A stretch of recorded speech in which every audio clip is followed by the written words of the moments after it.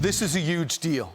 The Pentagon saying it's not sure if there is more to come after dozens of classified documents were leaked online and now circulated around the globe. Some say it's worse than the Edward Snowden incident.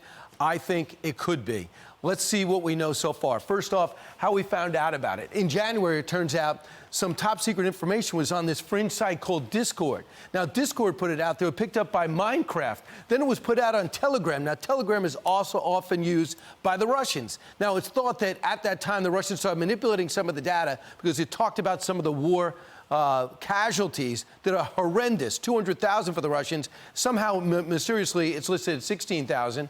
The Pentagon announced last week, hey, you know what? We have to investigate it. Now, why was the Pentagon announcing it last week? They only found out about it last week. Think about this for a second as we switch screens. They found out about it last week. It's been out since January. Weren't you under the impression, like me, that we'd have some eyes and ears everywhere on various sites and social media around the globe? I was. On Monday, we thought we'd get revelations. Admiral Kirby, unlike his Afghanistan briefing, honest, saying, I don't know.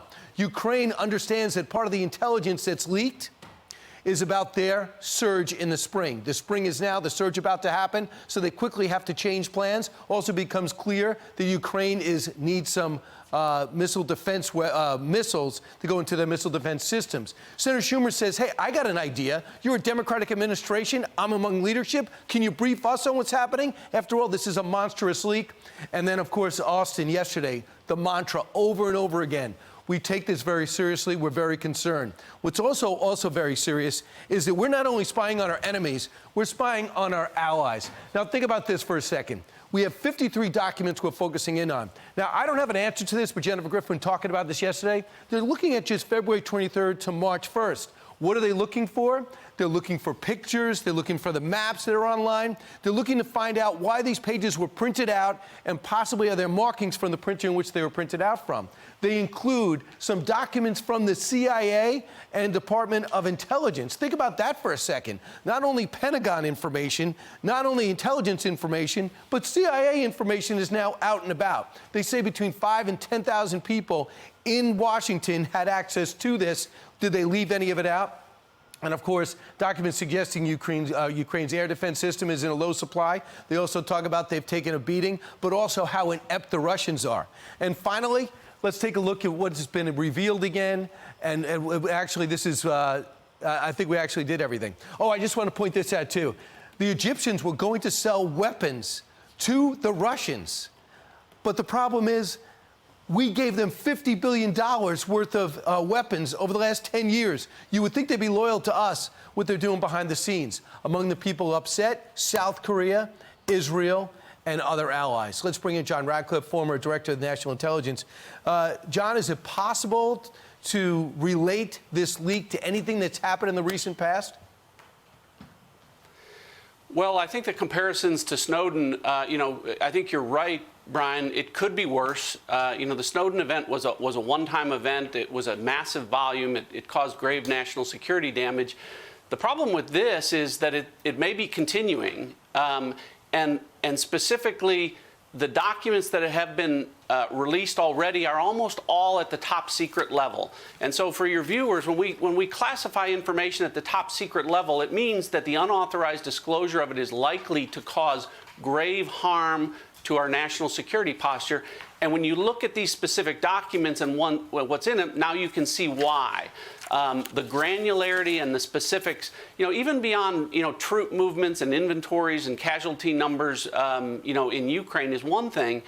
But what we're looking at here is not just a regional problem or country-specific problem. It's really across the globe. As you talked about, there is specific sensitive intelligence relating to all parts of the world, all parts of our adversaries and our allies, North Korea, South Korea, Israel, Saudi Arabia, Egypt. It goes on. And so, one of the things that's most concerning about this, Brian, is you hear the term sources and methods, protecting sources and methods. This really underscores why. When our adversaries can see specific information that we have in terms of communications about a space launch in Iran or an ICBM launch in North Korea or even the South Koreans and concern about our request to provide munitions in Ukraine, it allows all of them to look and see where we're listening or how we're getting information, people who may be sources. And so that's the harm to our national security, is that those are all jeopardized. We're trying to figure out who did this over here, but they're trying to figure out over there how we got that information, from who, or how we're listening to them. And that is a continuing concern and really problematic, again, to our national security posture on a global basis. Trust has been breached. A sense that America is a mess gets reinforced, and they can't be trusted in what they say. How about things like this? A couple of revelation. The Wagner Group is clearly spreading itself and trying to undermine us in Africa and Haiti. We now know that. They claim in some of these documents that the Mossad is fomenting some of the unrest against Benjamin Netanyahu. Think about how complicated it gets things domestically. And in South Korea, we're pushing them to give munitions. Politically, that is problematic for them because they have North Korea there and China over here. So that exposes a lot. Also, our pristine intelligence of what Russia is up to. You got to wonder, as they look around, who they can trust and how we know. Nothing is good about this, and the worst could be yet to come. John Ratcliffe, thanks so much.